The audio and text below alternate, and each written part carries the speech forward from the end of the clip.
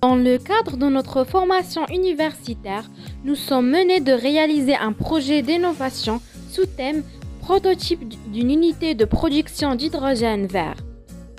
Nous avons nommé ce projet sous le nom High Electro Green, sous le slogan Protect the Earth by Switching to Green Hydrogen. Ce projet a été réalisé par Madame Belalia Aya, Madame L'Issaoui Siham et Madame Tahiri Hayat, encadré par nos chers professeurs Monsieur Choukri Karim et Monsieur Shakir Hussamtine. Principe de fonctionnement. Au niveau de cette partie, on va vous présenter brièvement le fonctionnement du produit. Donc, le produit essentiel, c'est l'électrolyseur de type PEM qui est pour but de la production d'hydrogène vert.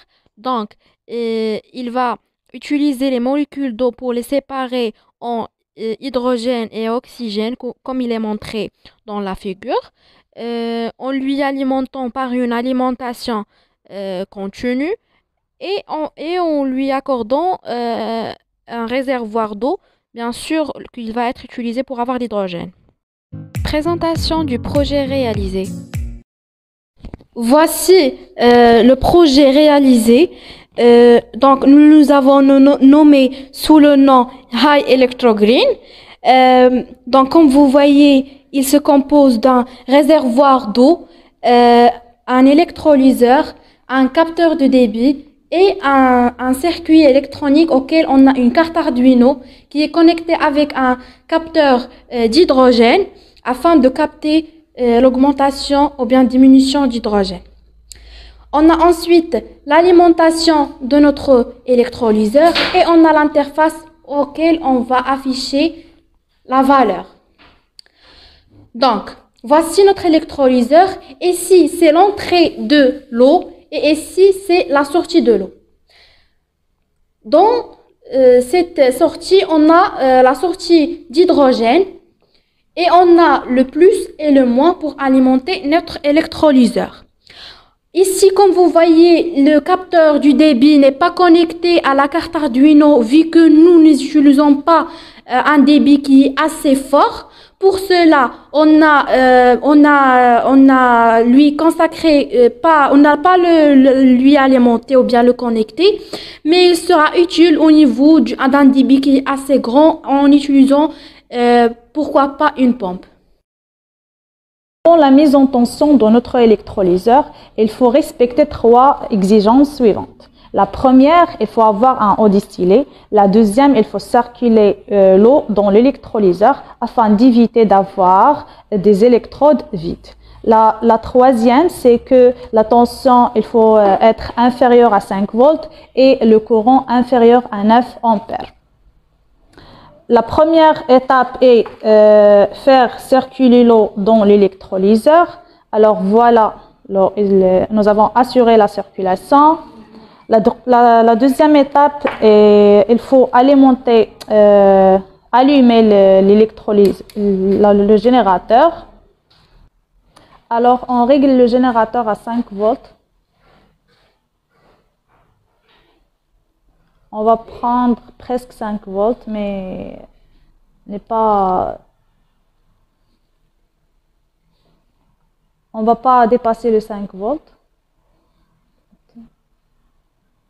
On va prendre 4,9 volts. Alors on fait brancher l'électrolyseur. La borne plus, il est là.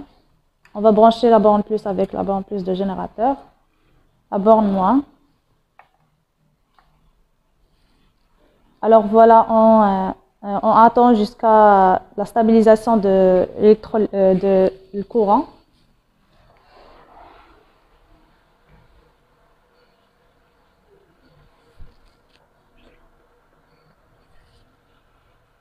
Alors ce courant, il est imposé par la charge qui est l'électrolyseur. Alors finalement, nous allons avoir un courant de 0,15 ampères. Alors, notre manipulation, maintenant, il est prêt pour la simulation. Comme vous voyez ici, on a le voltage, c'est 4,9 volts et on a un courant 0,15 ampères. Aussi, on a la circulation de l'eau, il est bien fait. Alors, pour tester le bon fonctionnement de cette manipulation, on va tester la production d'hydrogène par le capteur d'hydrogène.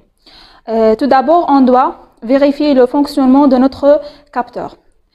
Comme il est marqué dans l'interface, on a 32 ppm, ce qui montre que le capteur il capte seulement des particules dans l'atmosphère, parce que notre capteur il a le 20 ou 24, c'est comme le 0.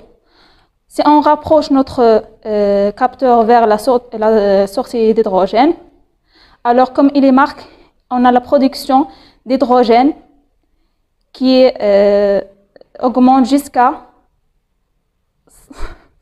167. Alors, ce qui est vérifié les caractéristiques de notre produit qui est la rapidité de production. Alors maintenant, c'est presque 169 ppm, 174, 175.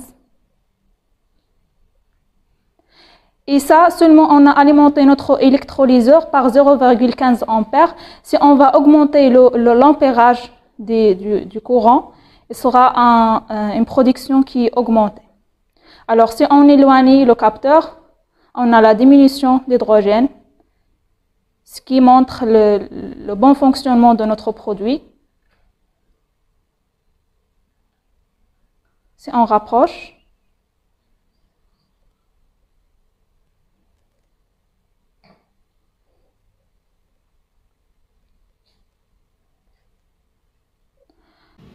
donc essayons que nous vous rapprochons un peu à l'interface pour qu'il soit plus lisible.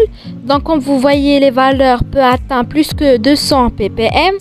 Et à ce niveau-là, nous espérons que cette présentation a été claire et bénéfique. Et merci pour votre attention.